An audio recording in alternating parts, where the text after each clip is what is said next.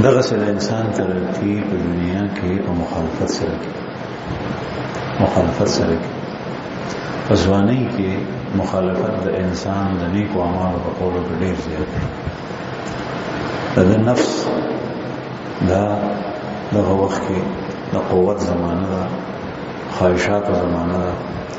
نفس په جوبن کې نفس مخالفت ډېر زیات کوي چې کله دې وخت کې په ځوانۍ کې په زلمیتوب کې د نفس مخالفت وکړي، دته چې الله جل شانه حکومت ترقی نصیب کوي، دا په وروسته عمر کې بیانېږي. ګیره پرېښول شو، لمونځ کول شو، نوافل کول شو، روژه نیول شو، یہ ساری کی ساری چیزیں جوانی میں اس کی مخالفت زیادہ ہوتی ہے. نفس کی مخالفت، نفس چاہتا ہے کہ اپنے جو ہم عمر ہیں، جو گلیوں کوچوں میں ہم کھیلتے تھے، ان کے ساتھ میں جا کر کسی جگہ گپ شپ لگاؤ، کسی جگہ سگریٹ پی لوں، کسی جگہ عیاشی اور تماشوں میں چلا جاؤں، کسی کی جگہ فلم بینی اور سینما کے لیے چلا جاؤں، کسی جگہ ٹور پہ جاؤں، کسی کے ساتھ ہنسی مذاق کروں، کسی کا مذاق اڑاؤں،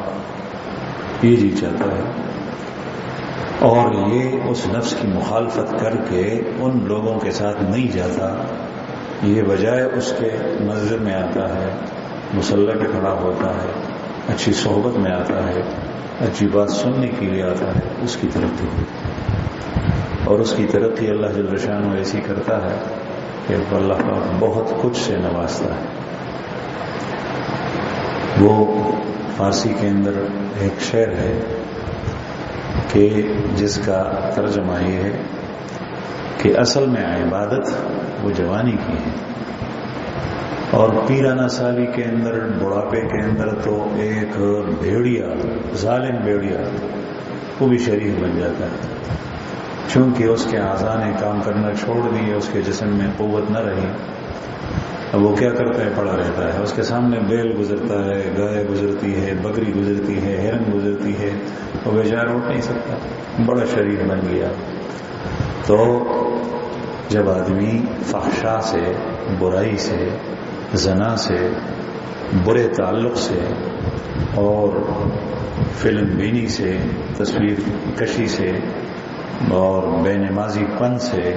ان چیزوں سے جوانی کے اندر باز آئے، اس کا تعلق مسجد کے ساتھ ہو،